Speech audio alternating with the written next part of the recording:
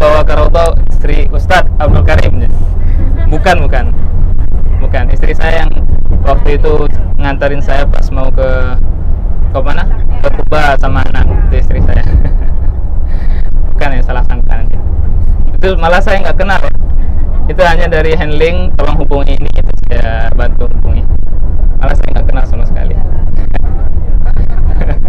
Bahaya nih kalau disangka istri saya. Dituduh nanti.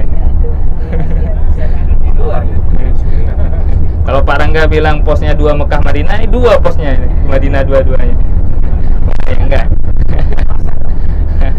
Bukan ya. Baik, kita menceritakan sedikit tentang kisah Gua Hira. Nabi Muhammad SAW bertahannuts atau berta'abbud di sana, merenung bagaimana rusaknya orang-orang Quraisy ketika itu. Banyak terjadi kesyirikan, banyak terjadi pembunuhan, dan rusaknya tatanan masyarakat. Apalagi yang kita kisahkan tadi, bagaimana perempuan dianggap sebagai properti oleh orang Arab ketika itu. Nabi Muhammad SAW bolak-balik di Gua Hira ya, meminta petunjuk. Lalu Allah Subhanahu wa taala mengutus malaikat Namus, bahasa Yahudi itu. Bahasa Ibrani Namus, kalau bahasa Arabnya Jibril datang menyampaikan pesan Allah Subhanahu wa taala bahwasanya Muhammad diutus menjadi rasul dan menjadi nabi. Ayat yang pertama surat Al-Alaq 5 ayat pertama ya, Iqra bismi rabbikal ladzi khalaq.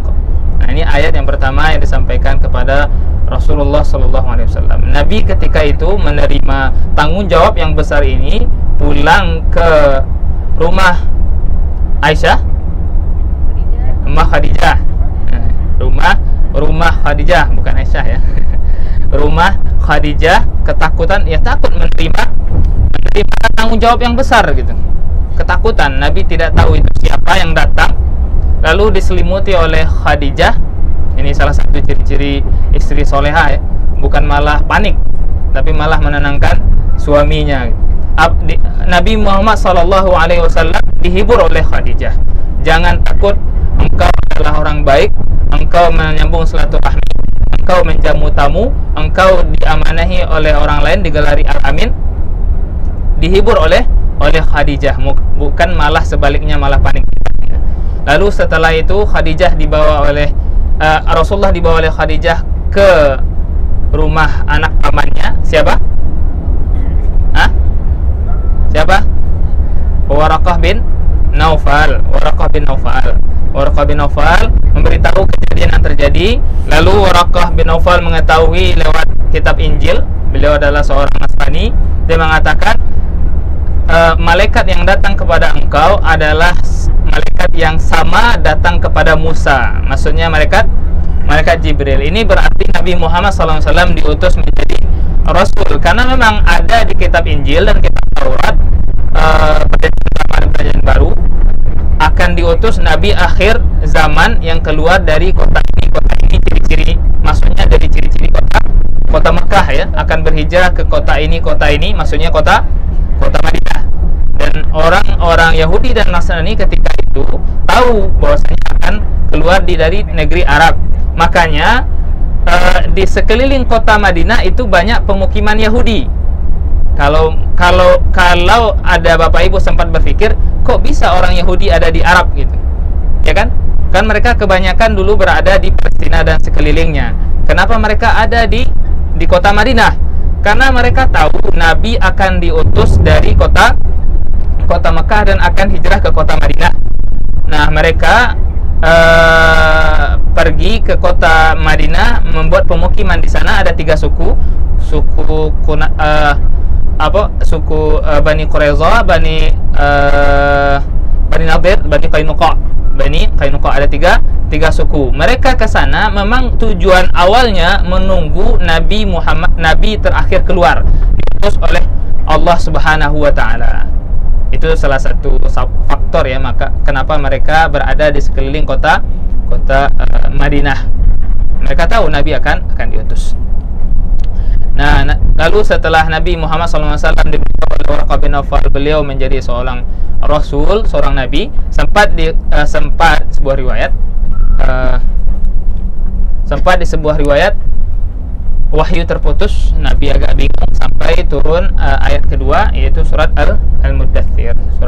Surat Al-Muddathir. Baru setelah itu Nabi Muhammad SAW menyampaikan dakwahnya secara sembunyi-sembunyi, maksudnya perorangan ya, tidak terbuka, tidak dakwah terbuka. Nah, dakwah terbuka ditandai yang pertama sekali ketika Nabi Muhammad SAW memanjat bukit apa?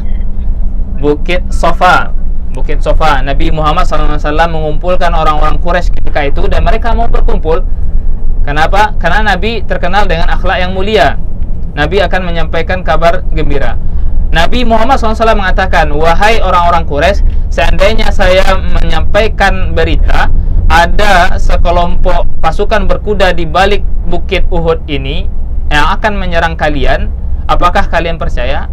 Kami percaya wahai Muhammad, kami tidak pernah mendengar engkau berdusta, kata mereka. Lalu kata Rasulullah SAW, qulu la ilaha illallah tuflihu. Maksudnya, katakanlah la ilaha illallah, tinggalkan berhala-berhala yang kalian sembah, maka kalian akan selamat.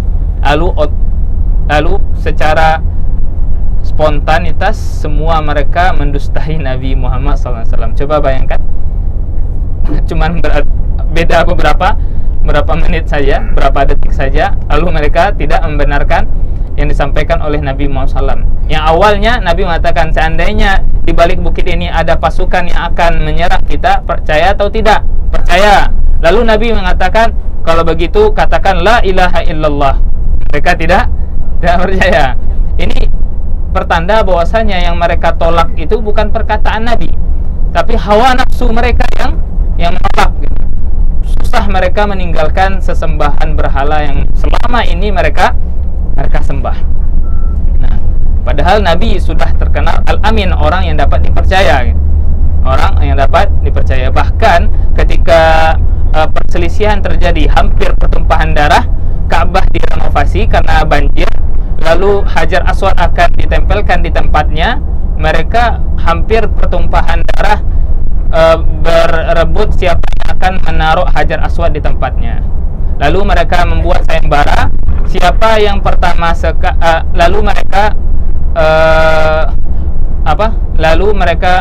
lalu Nabi Muhammad SAW, kalau tidak salah Nabi Muhammad SAW diminta untuk menentukan pilihan. Kata Nabi Muhammad, orang Quraisy melakukan sayembara, siapa yang pertama Masjid Haram, maka dialah yang akan meletakkan Hajar Aswad.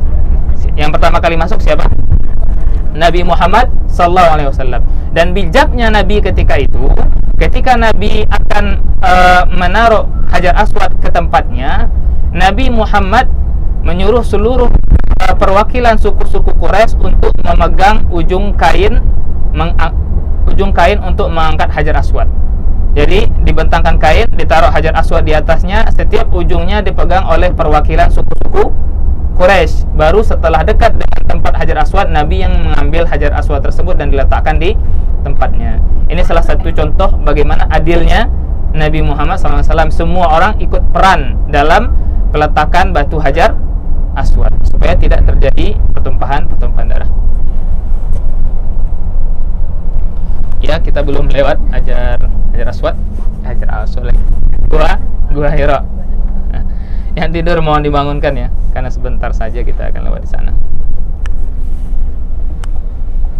Di sebuah riwayat ada yang menyebutkan Nabi Muhammad SAW sempat dicari-cari oleh Khadijah ketika beliau tidak pulang-pulang di jadwal yang semestinya. Dan bahkan Nabi Muhammad SAW di sebuah riwayat dikatakan bahwasanya beliau sempat kaku ketika melihat sosok Jibril di kolong-kolong langit, saking besarnya Jibril gitu. Malaikat Jibril.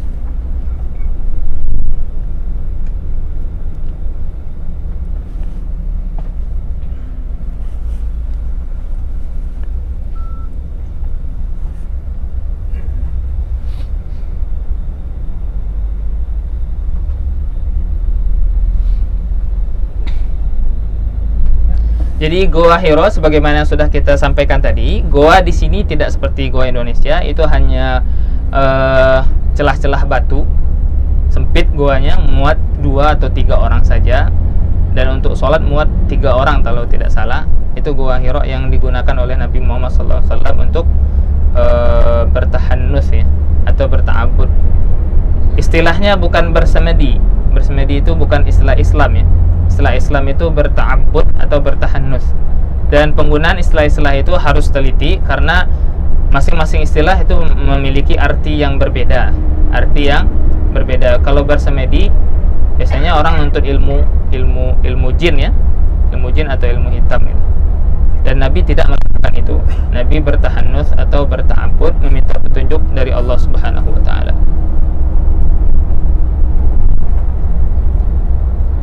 Gua Hiro, nama gunungnya Jabal apa? Jabal Nur. Kalau Gua Thur, nama gunungnya Jabal Thur. Kalau di Arafah, nama gunungnya Jabal Rahmah. Ini sering ketukar-tukar nih sama jamaah kadang. Sering ketukar-tukar. Kenapa, Bu? Ada ujian? Dikuis kan? Ya, Pak. Mudah banget kuisnya. Ntar banyak yang dapat 5 real. Sering ketukar, ada beberapa jemaah yang nanya, bukan jemaah ini, maksudnya jemaah-jemaah sebelumnya ada yang nanya, kapan kita ke Jabal Nur, padahal tadi udah lewat Gua Hiro. Mungkin di pikirannya gunung lain mungkin ya. Jadi ini harus hafal ya. Sejarah Islam ini. Sampingnya Musdalifah. Apa? Sampingnya Musdalifah. Apa tuh? Nasar. Hah? Bukan orang Indonesia. Apa bingung? Orang Arab. Pak Ustadznya. Udah nggak di samping lagi. Samping Muzdalifah Mina lah, Pak. Nasar. Dulu Nasar, Pak. Dulu Nasar. Nasar apa? Sekarang Nasrullah. Awan, saya tidak kenal artis.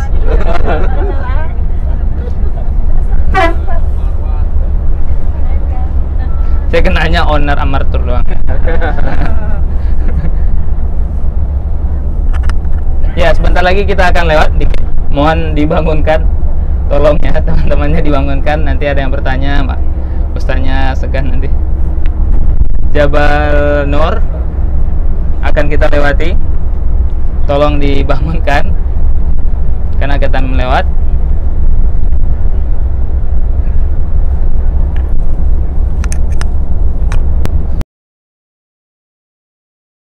Ya, ini yang biasa didaki oleh orang ya. Tangganya ada ke atas. Biasanya jamaah sangat ingin mendaki Jabal Nur ini atau Gua Hiro ini, cuman sampai ke atas capek Ustaz ya. Jauh. Ini gunungnya gunung batu. Ini gunungnya gunung batu, jadi terus pohon tidak ada, langsung terik matahari ya jelas capek. Ada tangganya ya, ada tangganya. Nanti kita tunjukkan, Pak. Insyaallah kita berhenti nanti.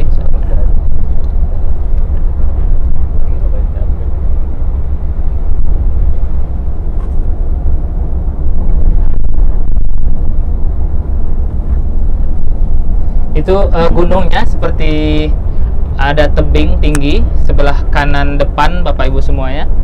Ada tebing tinggi atau seperti punuk onta. Nanti akan kita berhenti sebentar di flyover. Bagi cuy ya, ini. Sebelah kanan Bapak Ibu yang seperti tebing. Kelihatan? Nanti kita berhenti di depan sebentar.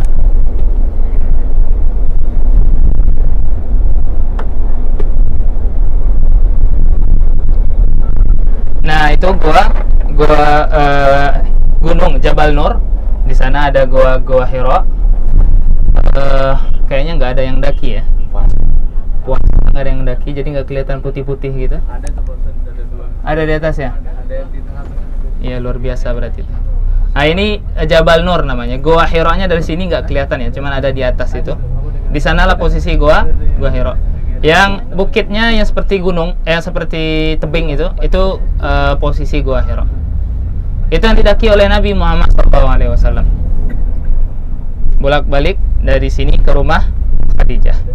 Ke rumah Khadijah. Rumah Khadijah sekitar masjid. Sekitar Masjid Haram. Nah.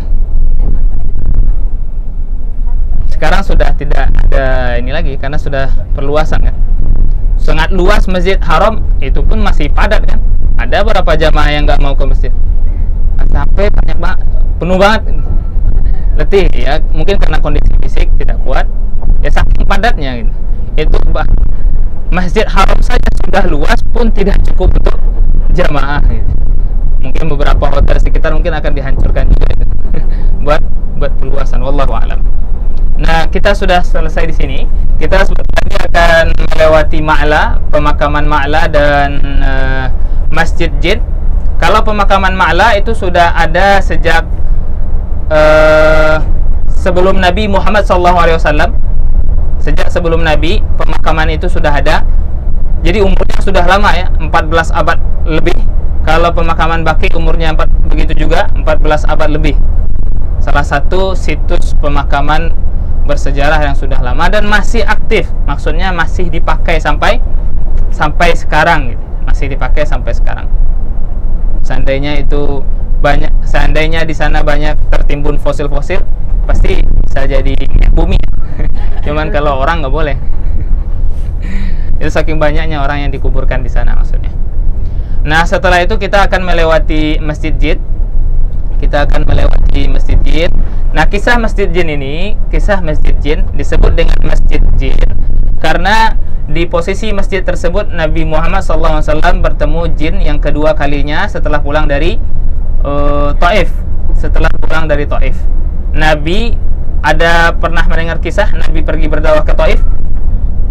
Atau kisah jalan-jalan ke Taif dari jamaah umroh? Nah, ada ya? Nabi dahulu pernah pergi berdakwah ke Taif. Taif itu kurang lebih 2 jam dari Mekah. 2 jam dari Mekah, daerah Taif, dataran tinggi dan lebih sejuk biasanya daripada Mekah dan Madinah. Nabi berdakwah di sana dan ditolak, bahkan diremehkan dan dihina oleh masyarakat Taif dengan menyuruh anak-anak melempar Nabi. Anak-anak yang disuruh untuk melempar Nabi ini kan sangat meremehkan sekali gitu. Anak-anak yang disuruh. Biasanya anak-anak itu ganggu orang gila kan. Nah, cuman ini berarti mereka seakan-akan gitu memposisikan Nabi sebagai orang buangan. Tidak memiliki harga diri sama sekali gitu. Tetapi waktu itu ketika Nabi Muhammad SAW istirahat di sebuah lembah, datanglah malaikat ini menawarkan, maukah engkau akan aku timpakan masyarakat Taif ini kepada mereka gunung. Maksudnya, mau nggak engkau wahai Nabi Muhammad, saya azab masyarakat Taif ini karena sudah meremehkan engkau. Karena Nabi kakinya sempat berdarah dilempar pakai batu. Tapi dengan kasih sayang Nabi mengatakan, saya berharap anak cucu mereka nanti masuk Islam. Benar, masyarakat Taif Islamnya sangat kuat. Nah, kisah selanjutnya berkenaan dengan jin. Di perjalanan Nabi dari Taif ini menjelang ke kota Mekah, Nabi bertemu jin. Bertemunya bagaimana? Ketika itu Nabi membaca Al-Quran, ada sekelompok jin yang mendengar bacaan Nabi tersebut dan mereka tahu bahwasanya ini bacaan seperti ini sama dengan bacaan Nabi Musa. Nabi Musa alaihi salam. Lalu kata Nabi Muhammad SAW, bawalah masyarakat kalian. Lalu dijanjikan oleh Nabi mereka bertemu kembali yang kedua kalinya di masjid jin yang akan kita lewati. Nah, ketika itu Nabi Muhammad SAW membawa Abdullah bin Mas'ud untuk bertemu jin. Siapa yang mau saya bawa bertemu jin? Takut apa enggak? Rasulullah mengajak Abdullah bin Mas'ud bertemu jin. Lalu ketika itu Abdullah bin Mas'ud di posisi di masjid jin sekarang. Ketika Nabi Muhammad SAW didatangi oleh para jin, sekeliling Nabi berubah cahayanya menjadi cahaya hitam. Nabi sudah tak terlihat lagi dikelilingi oleh cahaya hitam, pertanda bahwasanya jin sudah banyak mengelilingi Nabi Muhammad SAW. Lalu mereka meminta tanda, mana buktinya kalau engkau sebenarnya Nabi. Lalu dibuktikan oleh Nabi Muhammad SAW dengan memanggil pohon yang ada di dekat Nabi. Lalu pohon itu berjalan dekat kepada Nabi Muhammad SAW. Lalu balik lagi ke posisinya semula. Nah, ini salah satu mukjizat Nabi yang diperlihatkan ke jin, dan mereka semuanya masuk Islam. Nah, makanya nanti ada di dekat Masjid Jin itu, di seberang jalannya ada Masjid Syajarah namanya. Syajarah itu pohon ya. Nah, di posisi masjid itulah posisi pohon tersebut, pohon yang dipanggil oleh Nabi Muhammad SAW. Sedikit kisahnya, kisah tentang Masjid Jin. Dan berkenaan dengan jin ini, Nabi SAW sudah pernah juga mengatakan, seandainya kalau bukan karena doa saudaraku, maksudnya Nabi Sulaiman, karena para nabi itu bersaudara, seandainya kalau bukan karena saudaraku, apa doa Nabi Sulaiman? Doa yang mana kerajaannya tidak akan diberikan lagi kepada orang-orang setelahnya. Apa itu kerajaan Nabi Sulaiman? Bukan hanya berpasukan manusia, tapi juga berpasukan jin. Nabi Muhammad SAW teringat doa tersebut. Seandainya kalau bukan karena doa tersebut, kata Nabi SAW, tentunya akan aku ikat di tiang-tiang Masjid Nabawi, dan jin tersebut terlihat dan dimainkan oleh anak-anak. Maksudnya mukjizat Nabi juga melebihi mukjizat Nabi Sulaiman. Cuman tidak dilakukan, mengingat doa Nabi Sulaiman supaya kerajaan dia itu hanya untuk dia saja, tidak untuk Nabi setelahnya. Ya. Hadza ma'la, sarap lagi. Ini ma'la, pemakaman ma'la, pemakaman yang umurnya sudah lebih 14 abad. Di sebuah riwayat katakan bahwasanya di sini dikuburkan Khadijah, cuman riwayatnya dhaif ya. Dhaif, tidak, kebenarannya tidak bisa kita buktikan juga. Ini pemakaman Ma'la dan masih dipakai sampai sekarang. Pemakaman yang sudah 14 abad. Tapi jamaah umroh setahu ana tidak di sini dikuburkan ya. Kuburkan di pemakaman lain. Yang ana tahu, wallahu a'lam. Maimun Zubair situ kan? Ya di sini ya. Oke Haji. Ini Masjid Jin sebelah kanan. Sebelah kanan ada menaranya, perhatikan. Sebelah kanan ini Masjid Jin namanya, Masjid Al-Jin, posisi di mana Nabi Muhammad SAW bertemu jin yang kita kisahkan tadi.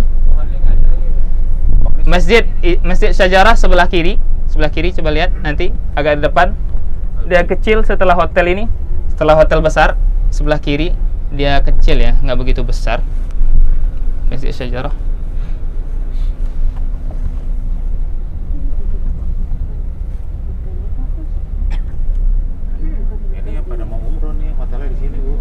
Ya, ini juga ada hotel banyak di sini. Daerah, bentar, saya lupa namanya Pak. Cismul hadi syari? Cismul mantiqah ada? Hah? Gaza. Daerah Gaza Pak. Gaza namanya. Itu Masjid Syajarah sebelah kiri ada menara, kelihatan? Ada menara Masjid Syajarah, itu namanya Masjid Syajarah. Jadi tanda masjid di sini menara ya, bukan kubah. Tanda masjid itu menara. Itu masjid kecil namanya Masjid Syajarah. Sebenarnya situs-situs seperti ini banyak di Mekah, bukan hanya ini saja. Ada benteng ini, benteng itu, segala macam. Nanti Amartur yang jadwalkan kalau ada, insyaallah. Insyaallah. Kita melewati Masjid Jin dan Masjid Syajarah, sudah selesai destinasi ziarah kita, alhamdulillah. Bagi yang melaksanakan umroh, silakan umroh senyamannya, kapan yang diinginkan, tidak terikat waktu. Ini makan Ma'la juga, Bu? Ma'la. Enggak, bukan Ma'la. Ini pemakaman yang lain, cuman nggak tahu nama makamnya apa. Iya, dikasih kelihatan kan ada batu ininya. Ingat yang umroh lagi, larangan umrohnya, larangan umroh diingat. Dan kalau sudah botak, bagaimana cara tahallulnya? Cukup dilewati aja pakai pakai pisau silet atau pakai mesin, tetap digesekkan gitu. Tapi jangan sampai ke kulit ya, kasihan. Tetap digesekkan gitu, tetap digesekkan sedapatnya. Baik. Kita sekarang akan menuju hotel. Ada pertanyaan Bapak Ibu? Untuk jadwal hari ini gimana Pak? Udah? Kajian sama kepulangan besok subuh. Besok aja. Asar. Subuh. Kamis cepat. Jangan.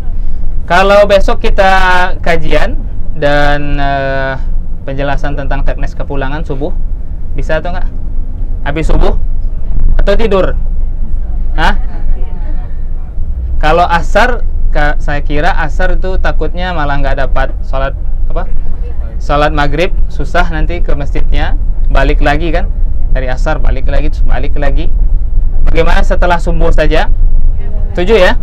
Besok setelah subuh kita pertemuan membahas teknis kepulangan dan beberapa poin yang perlu kami sampaikan.